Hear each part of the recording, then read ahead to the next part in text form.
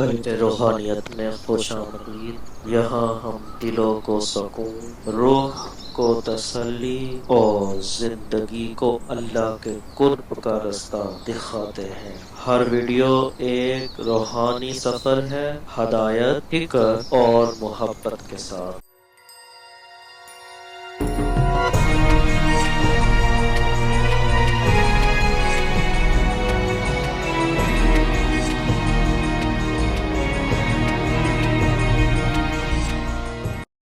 جوان جو ہی پروان چڑھا ان فوان شباب آیا تو اس کی پیشانی سجدے کے تقدس سے مالا مال ہو گئی، اس کی آنکھوں میں حیا اور شرم کے پہرے آ گئے، اس کے خیالوں میں پاکیزگی آ گئی، اس کی زندگی کے شب و روز نیکی کے ماحول میں بسر ہونے لگے، اس کی راتیں ذکر الہی میں، تلاوت کلام مجید میں اور دن یاد الہی میں روزے سے گزرنے لگے۔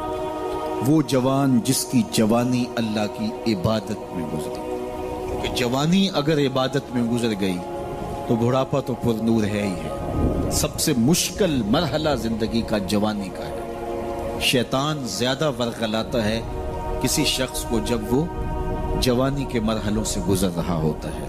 تو جس کی جوانی خیریت کے ساتھ گزر گئی اور اس نے اپنی جوانی کے تقدس کو محفوظ رکھ کے منزل تک پہنچا لیا، اپنی عصمت کے جوہر کی حفاظت کی، اپنی آبرو کو لٹنے نہیں دیا، اپنی آنکھوں کی شرم و حیا پر پہرے بٹھائے اور آنکھ کو برباد نہیں ہونے دیا اور اپنی زندگی کے تقدس کا پہرا دیا، تو جو جوان اپنی جوانی کو خیریت کے ساتھ گزار گیا۔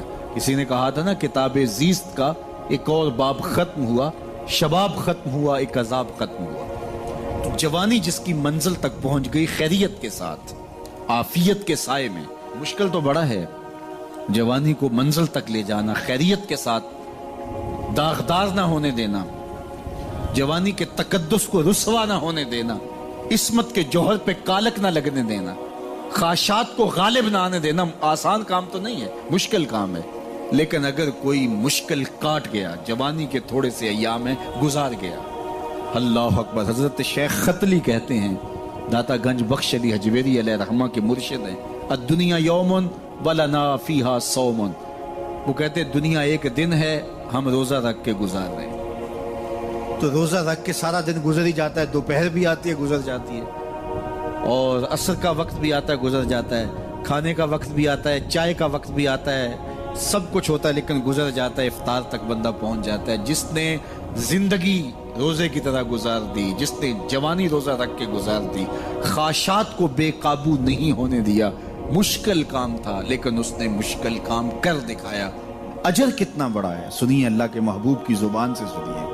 حضور نے ارشاد فرمایا جو سیدنا ابو ہریرہ کے ذریعے سے ہمارے تک پہنچا، فرمایا قیامت کے دن جب سورج کا رخ سیدھا ہوگا، زمین تانبے کی ہوگی، لوگ پسینے میں شرابور ہوں گے، کوئی ٹخنوں تک پسینے میں، کوئی گھٹنوں تک، کوئی کمر تک، کسی کو پسینے کی لگام دی جائے گی، اور وہ پسینہ ایسے نہیں ہوگا جس طرح یہ پسینہ ہے، اتنا گرم ہوگا۔ ابن رجب حنبلی کہتے ہیں اس پسینے کا ایک قطرہ اگر احد پہاڑ پہ ڈال دیا جائے تو وہ پگھل جائے، اتنا گرم ہوگا، بدبودار اتنا ہوگا، ایک قطرہ دنیا پہ ڈال دیا جائے، انسان کیا جانوروں کے دماغ بھی پھٹ جائے، اس پسینے میں لوگ شرابور ہوں گے۔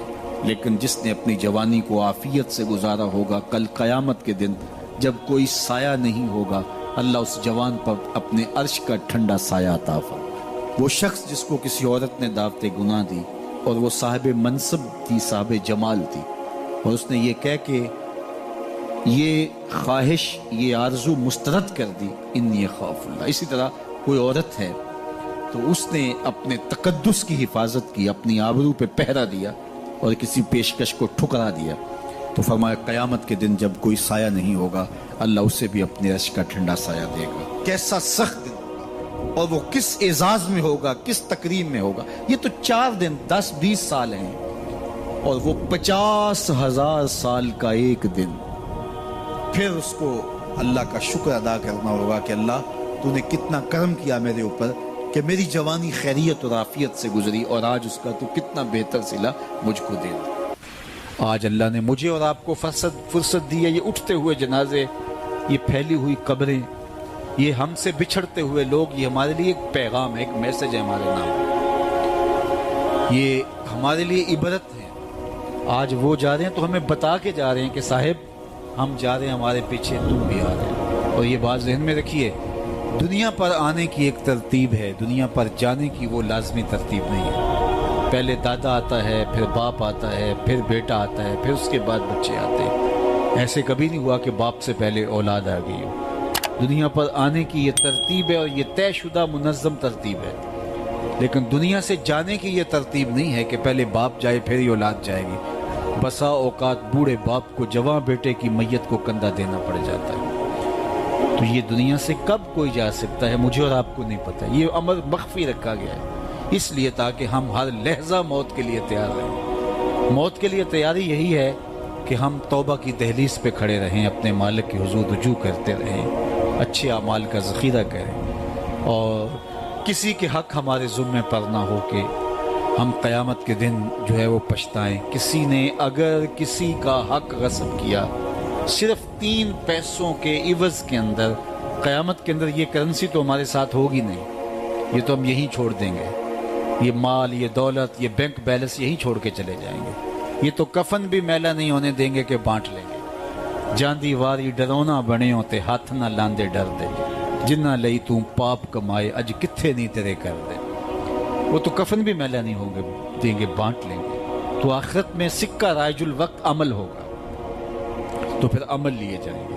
تو جس نے کسی کا ایک ٹگا مارا ہوگا، 3 پیسے مارے ہوں گے، اس کے بدلے میں 700 نمازیں جو با جماعت پڑھی گئی ہیں وہ لے لی جائیں گے، اور جو لوگوں کے پلاٹ ہڑپ کر گئے ہیں، رشوتیں، زیادتیاں، جور و ظلم، اور لوگوں کے ساتھ زیادتیاں، اور لوگوں کا مال ہتھیانا، خون نچوڑنا، اذیتیں دینا، تو کس طرح وہ قیامت کے دن عہدہ برا ہو سکیں گے؟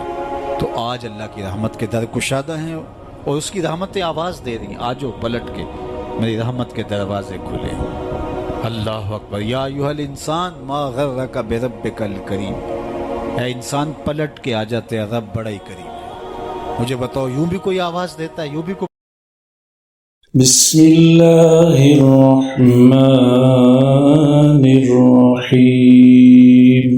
هو الذي جعل لكم الأرض ذلولا فامشوا في مناكبها وكلوا من رزقه وإليه النشور۔ أأمنتم من في السماء أن يخسف بكم الأرض فإذا هي تمور أم أمنتم من في السماء أن يرسل عليكم حاصبا فستعلمون كيف نذير۔ ولقد كذب الذين من قبلهم فكيف كان نكير۔ أولم يروا إلى الطير فوقهم صافات ويقبضن ما يمسكهن إلا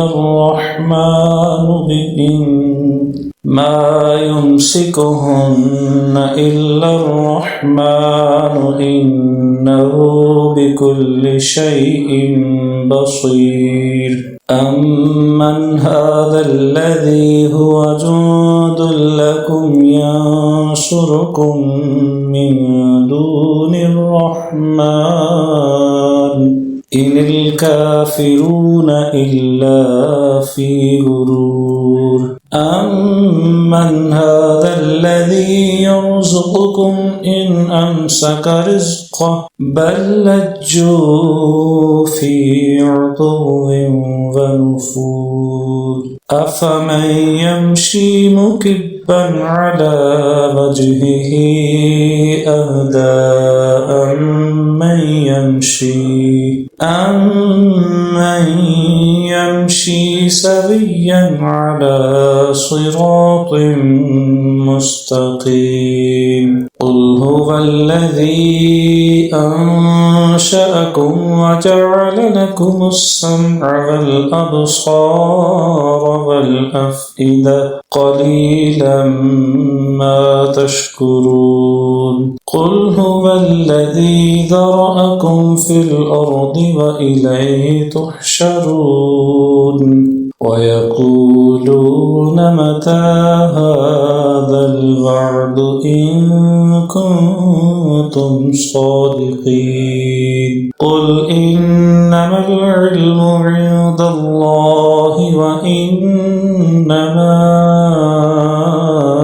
أنا نذير مبين فلما رأوه زلفة سيئت وجوه الذين كفروا وقيل هذا الذي كنتم به تدعون قل أرأيتم إن أهلكني الله ومن معي أو رحمنا فمن يجير الكافرين من عذاب أليم قل هو الرحمن آمنا به وعليه توكلنا فستعلمون من هو في ضلال مبين قل أرأيتم إن أصبح ماؤكم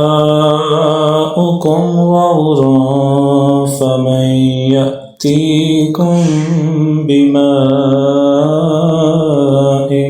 معين صدق الله العظيم